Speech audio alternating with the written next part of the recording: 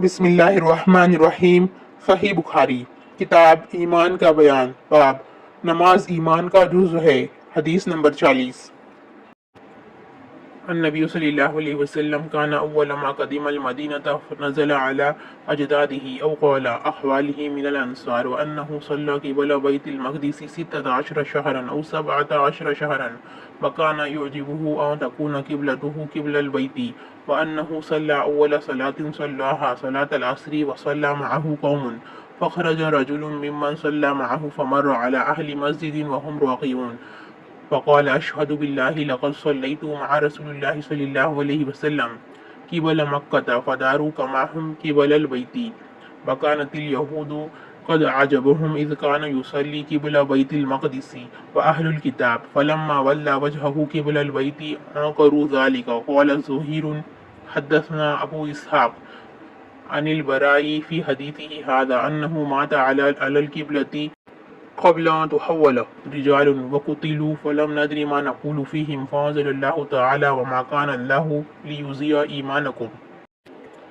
ترجمہ: رسول اللہ صلی اللہ علیہ وسلم جب مدینہ تشریف لائے تو پہلے اپنے ننھال میں اترے جو انصار تھے، اور وہاں آپ صلی اللہ علیہ وسلم نے 16 یا 17 ماہ بیت المقدس کی طرف منہ کر کے نماز پڑھی، اور آپ صلی اللہ علیہ وسلم کی خواہش تھی کہ آپ کا قبلہ بیت اللہ کی طرف ہو۔ جب بیت اللہ کی طرف نماز پڑھنے کا حکم ہو گیا تو سب سے پہلی نماز جو آپ صلی اللہ علیہ وسلم نے بیت اللہ کی طرف پڑھی عصر کی نماز تھی۔ وہاں آپ صلی اللہ علیہ وسلم کے ساتھ لوگوں نے بھی نماز پڑھی۔ پھر آپ صلی اللہ علیہ وسلم کے ساتھ نماز پڑھنے والوں میں سے ایک آدمی نکلا اور اس کا مسجد بنی حارثہ کی طرف گزر ہوا تو وہ لوگ رکوع میں تھے۔ وہ بولا کہ میں اللہ کی گواہی دیتا ہوں کہ میں نے رسول اللہ صلی اللہ علیہ وسلم کے ساتھ مکہ کی طرف منہ کر کے نماز پڑھی ہے۔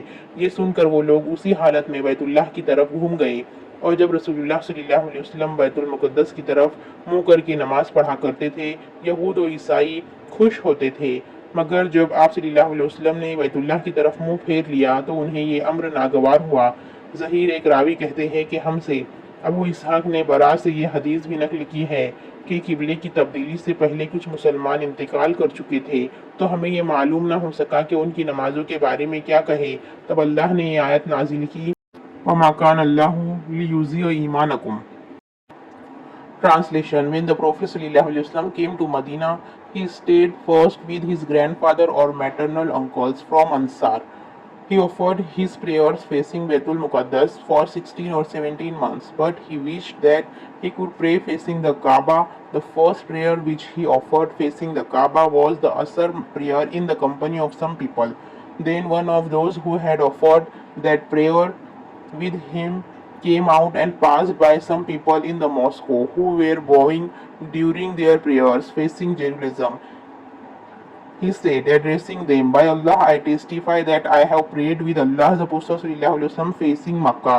Hearing that, those people changed their direction toward the Kaaba immediately. Jews and the people of scriptures used to be pleased to see the Prophet ﷺ facing Jerusalem in prayer, but when he changed his direction toward the Kaaba during the prayers, they disapproved of it.